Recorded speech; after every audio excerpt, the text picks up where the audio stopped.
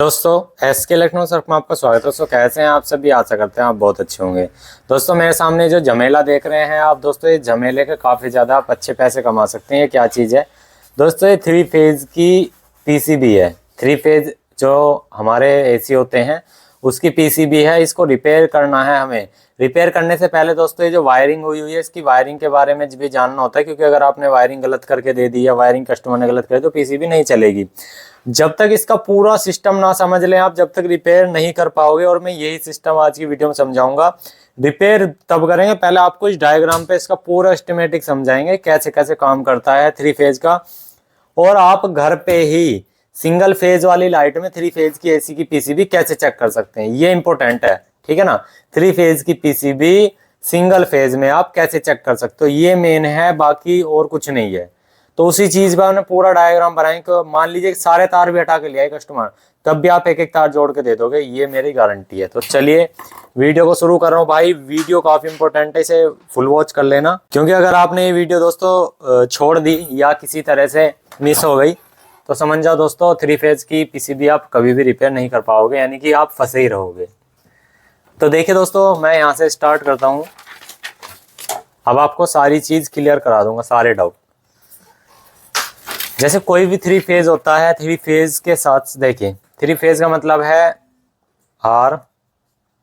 RYB। मैं थोड़ा सा इस पे रख लेता हूँ। हाँ, अब आपको सही सब चीज सही सही दिखेगा। RYB, रेड येलो ब्लू, ये 3 तार हैं और साथ में न्यूट्रल भी रहता है इसके 3 फेज की PCB में। समझो इस बात को मैं क्या कह रहा हूँ।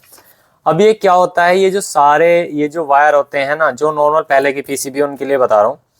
ये वायर होते हैं, ये डायरेक्ट PCB में भी होते हैं और डायरेक्ट ये हमारे कॉन्टेक्टर पे भी होते हैं। कॉन्टेक्टर कैसा? ये आप कॉन्टेक्टर देख रहे हैं, यहाँ पे आप 4 वायर देख रहे होंगे, ये 4 वायर। लेकिन कंप्रेसर के लिए 3 वायर यूज होते हैं, तो ये कोई भी 3 वायर को आपस में ले लेते हैं। तो इसको एक तरफ करते हैं। तो यहाँ से अभी समझो, ये है RYB और N। तो यहाँ पे होता क्या है दोस्तों, R है, Y है, B है, ये N जो है, N को छोड़ देते हैं। यहाँ पे हमारा कॉन्टेक्टर आ जाता है, ये इसमें R भी चला जाता है, Y भी चला जाता है, B भी चला जाता है। अब यहाँ से आउट निकल जाता है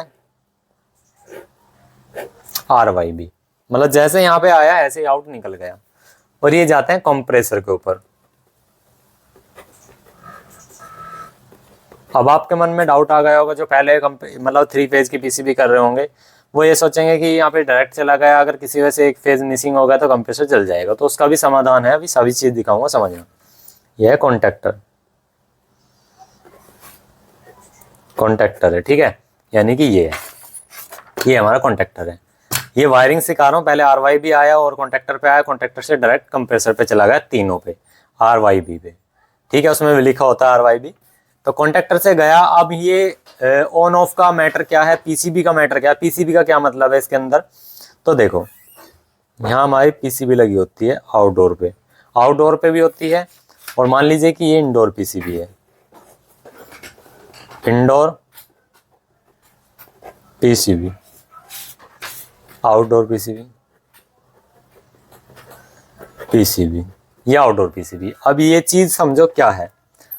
अब ये जो आउटडोर की PCB होती है, इसके अंदर भी सप्लाई देनी पड़ती है, इंडोर की PCB है, इसके अंदर भी सप्लाई देनी पड़ती है इसको ऑन करने के लिए, क्योंकि जब भी तो कॉन्टेक्टर ऑन होगा। अब कॉन्टेक्टर को आप उंगली से जाके थोड़ी ऑन करोगे, छत पे जाके हाँ भी ऑन हो गया, चल भाई ऐसे चल गया, ऐसे नहीं होता है।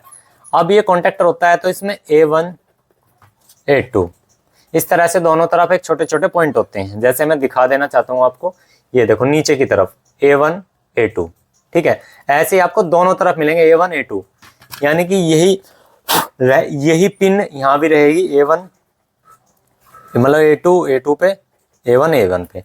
अब ये क्या चीज है, इस कॉन्टेक्टर को पूरे सेट को ये चलाने के लिए, जैसे यहाँ पे ये पूरा कॉन्टेक्टर है, इसको चलाने के लिए हम 3 फेज तो इसके अंदर देंगे नहीं, तो हम क्या करेंगे कि इसको सिंगल फेज में देते हैं। चलिए मैं दिखा भी देता हूँ चला करके आपको।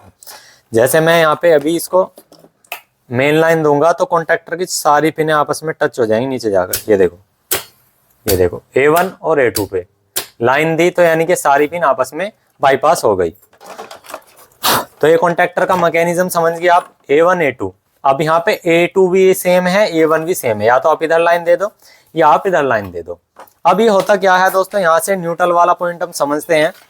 अभी यहाँ से एक बार पेन लेंगे, कोई मार्कर, तो एक बार पेन दो हमें। हाँ देखो, यहाँ पे जो न्यूट्रल है ये A1 से, A1 वाले पॉइंट से, ये जो A1 वाला पॉइंट है इससे डायरेक्ट हो जाता है। अब ये डायरेक्ट हो जाता है तो A2 को सप्लाई कहाँ से मिलेगी, A2 को सप्लाई हमारी PCB से मिलेगी।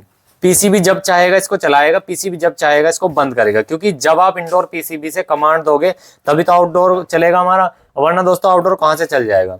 तो A2 को हम यहाँ से घुमा करके लाते हैं और ये है हमारी आउटडोर PCB। यहाँ PCB में लगी होती है एक छोटी सी रिले, जो कि मैं दिखा देना चाहता हूँ। ये हमारी यहाँ पे छोटी सी रिले लगी हुई है। इसके बाद ही यहाँ पे देख सकते हैं COMP लिखा हुआ है छोटा सा, यहाँ कंप्रेसर की पिन होती है। इसी जो कंप्रेसर की पिन है वही A2 वाले पॉइंट पे जाती है, ठीक है। अब मान लीजिए कि कंडीशन, रनिंग कंडीशन में यहाँ से कोई सा भी एक फेज मिसिंग हुआ तो होता क्या है, उस कंडीशन में जो हमारा कंप्रेसर है वो हाई एम्पेयर लेगा और फूकने की कंडीशन में आ जाएगा। तो उसके लिए करा क्या गया होता है, यहाँ पे आप देख सकते हैं एक CT कॉइल लगी हुई है। CT कॉइल होती है, ये CT कॉइल होती है। मान लीजिए कि आपका कंप्रेसर नॉर्मल रनिंग कंडीशन पे 10 एम्पेयर ले रहा है, अगर उसके अंदर 3 फेज में से कोई सा भी एक फेज मिसिंग हुआ, यानी कि यहाँ से एक तार कट गया या खंबे पे से टूट गया या आपने तोड़ दिया, किसी ने गिलहरी ने काट दिया, चूहों ने काट दिया, कुछ भी हो सकता है, एक तार या 2 तार कोई सा मिसिंग हुआ, तो यहाँ पे हाई एम्पेयर गुजरेंगे। भाई एक तार पे तो चलने वाला है नहीं कंप्रेसर, 2 तार पे चलेगा या 3 तार पे, ठीक है। 2 तार पे चल जाता है, कभी कभार रनिंग हो जाता है या ऑन हो जाता है। तो यहाँ पे क्या होगा, हाई एम्पेयर जाएंगे इसके। अब हाई एम्पेयर जाए तो पैसे कैसे पता लगेगा भाई कॉन्ट्रैक्टर को, तो एक जो वायर है ये CT कॉइल के अंदर को गुजार दिया जाता है। यहाँ पे CT कॉइल के अंदर को गुजार दिया जाता है, CT कॉइल। तो ये CT कॉइल होती है, अगर इसके अंदर पता लगा से हाई एम्पेयर जा रहे हैं तो तुरंत ये आउटडोर की रिले को बंद कर देती है, इंडोर को कम्युनिकेट कर देती है, बताते कि हाँ भैया बंद हो गया। अब होता क्या है दोस्तों, ये जो आउटडोर की PCB होती है ये इंडोर की PCB से कनेक्ट होती है, ठीक है। इंडोर की PCB से कनेक्ट होती है 3 तार द्वारा। अब ये 3 तार कौन कौन से होते हैं, पहला न्यूट्रल, फिर लाइव, फिर एस। अब यहाँ पे आप देख सकते हैं ऐसी 2011 की मॉडल की PCB है, कम्युनिकेशन जब से यूज हो रहा है। आप सोचेंगे कम्युनिकेशन अभी आया, हाल फिलहाल में इन्वर्टर APC अभी आए हैं, ऐसा नहीं है, कम्युनिकेशन पहले से यूज हो रहा है। तो होता क्या है दोस्तों, यहाँ पे न्यूट्रल जाता है, तो ये जो न्यूट्रल होता है यही न्यूट्रल इंडोर में जाता है, यही न्यूट्रल आउटडोर में जाता है, ठीक है। अब ये जो लाइव पॉइंट है, ये लाइव पॉइंट कहाँ से आएगा, ये लाइव पॉइंट जो आता है दोस्तों ये आता है हमारे R या Y या B, इसमें से कोई से भी एक पॉइंट से, या तो B से ले लेंगे या Y से ले लेंगे या R से ले लेंगे। मान लीजिए कि R से ले लिया तो ये हमारा L पॉइंट पे चला जाएगा, L पॉइंट पे, तो ये यहाँ से हमारे PCB को ऑन कराने के लिए आ गया, ठीक है, ये पॉइंट। अब ऐसा होता है कम्युनिकेशन। अब यहाँ पे आप कहेंगे कि ये अब सेट कैसे कैसे ऑन होगा, तो मैं आपको दोस्तों बता देना चाहता हूँ। यहाँ पे जो हमारी इंडोर PCB है, सबसे पहले इस पे सप्लाई जाएगी। ये सप्लाई में देखेगी कि अब भाई हमारे ये वाला जो फेज है इसमें वोल्टेज बराबर आ रही है, तो ये आउटडोर को कम्युनिकेशन करेगा तो आउटडोर देखेगा कि हाँ भाई हम एक बार सप्लाई दे करके देखते हैं। इसे सप्लाई देगा कौन सी वाली, न्यूट्रल तो ऑलरेडी यहाँ पे A1 पे है, और यहाँ पे लाइव जो है ये वाला पॉइंट है, जो लाइव पॉइंट है ये यहाँ पे आ जाता है। यहाँ जो रिले लगी होती है हमने जो बताया, और ये रिले से इस पॉइंट पे देता है। अब सीधी सी बात है, न्यूट्रल तो हमें A1 पे मिल गया था, A2 पे हमारा फेज यहाँ से देख सकते हैं घूम के गया, जब कम्युनिकेट करा हमारी इंडोर की PCB ने, यानी कि जो आप कह सकते हैं ये A1 और A2 यहाँ पे चले। अगर इसको कॉइल को, मतलब ये जो CT कॉइल लगी हुई है, इस CT कॉइल को लगा कि एम्पियर ठीक है, एम्पियर ज्यादा नहीं है, 10 12 11 एम्पियर चल रहे हैं, ठीक है, तो हमारा कॉन्ट्रैक्टर दबा रहेगा, यानी कि कॉन्ट्रैक्टर दबा रहेगा, कंप्रेसर चलता रहेगा उस कंडीशन में। जब कंप्रेसर चलता रहेगा तो कोई दिक्कत नहीं है, नॉर्मल मोड में है। अगर इसे लगा यहाँ से एक वायर मिसिंग हुआ तो तुरंत ही हाई एम्पेयर जाएंगे, CT कॉइल को डायग्नोसिस करेगा, CT कॉइल ये पता लगाएगा कि हाँ भाई हाई एम्पेयर है, तो तुरंत यहाँ से कट हो जाएगी। तो ये होता है दोस्तों इसकी वायरिंग, बहुत ईजी है, ज्यादा डिफिकल्ट वाली बात नहीं। मैंने बताया कैसे आप मेन लाइन से इंडोर की PCB के लिए लोगे, फिर आउटडोर से। अब आ जाते हैं इसमें फैन के कनेक्शन कैसे होंगे, ये चीज दिखा देता हूँ। मान लीजिए कि ये आपका फैन है, ये फैन है, फैन, यहाँ फैन ले लिया, फैन मोटर में 2 तार होंगे, 2 तार, ये भी सिंगल फेज पे चलेगा, डबल फेज ट्रिपल फेज पे नहीं चलेगा, सिंगल फेज पे। तो इसका भी न्यूट्रल डायरेक्ट रहता है, न्यूट्रल वाले पॉइंट से। और जो इसका लाइव पॉइंट रहता है वो जो कंप्रेसर को चलाने के लिए जो यहाँ से रिले जो पॉइंट ऑन होता है, यानी कि कॉन्टेक्टर को ऑन करने के लिए, वो वाला पिन लगती है फैन पे, यानी कि जब आपका कॉन्टेक्टर ऑन होगा तभी आपका फैन ऑन होगा आउटडोर का। तो ये है इसके सिंपल कनेक्शन, और कुछ भी कनेक्शन नहीं है भाई। 3 फेज में बहुत से भाई घबरा जाते हैं कि ये होगा वो होगा, ये नहीं होगा वो नहीं होगा। बस आपको ये गलती नहीं करनी है कि जो आपकी सिटी कॉइल है इसके अंदर कभी ऐसा मत कर देना कि तार ना गुजारे और डायरेक्ट कनेक्शन कर दे। तो भाई किसी वजह से बीच में अगर कोई भी एक वायर मिसिंग हुई RYB में से, तो कंप्रेसर शो के 100% फूकना है, कोई नहीं बचा सकता। ये चीज याद रखनी है।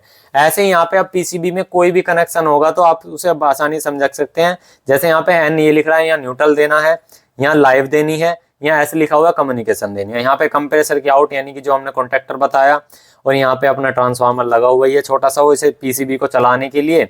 ये है बस, और कुछ नहीं है। पब्लिक परेशान हो जाती है 3 फेज में, ये है वो है ये है वो है, कुछ नहीं है। और नए जमाने के 1-2 और हैं, मैं उनकी भी समझा दूंगा, वो भी बहुत ईजी है। उसमें भी सेम मैकेनिज्म ऐसी है, उसमें बस ये जो आउटडोर की PCB है थोड़ा और मॉडिफाई कर दी है, तीनों फेज को ले रही है। अभी तो यहाँ पे L को ले रही है और N को ले रही है, वहाँ पे तीनों फेज को मॉडिफाई कर दिया कि किसी में हल्का से मिसिंग हो तुरंत कट कर देगी सप्लाई। तो ये है भाई 3 फेज का मैटर, ठीक है। आप समझ गए होंगे, बहुत ईजी है, ज्यादा सिरदर्दी वाली बात नहीं। अब बताता हूँ सिंगल फेज पे आप इसे कैसे चेक करोगे। आपको ये देखना है कि जो आपके लिए इंडोर के लिए जो कनेक्शन जा रहे हैं, जैसे यहाँ पे देख लीजिए हमारे यहाँ पे ये है, ये 4 तार हैं, यहाँ पे R है, यहाँ Y है, यहाँ B है, और यहाँ पे ब्लैक है। तो यहाँ पे ब्लैक वाला तो न्यूट्रल सब पे गया हुआ है, कॉन्टेक्टर पे सब पे।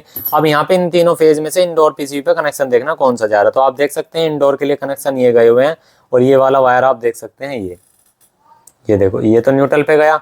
और इसका जो दूसरा वायर है रेड वाला, ये देखो रेड वाला वायर ये रहा, ये नहीं कि R वाले पे लगा हुआ है, ये देखो R वाले पे लगा हुआ है।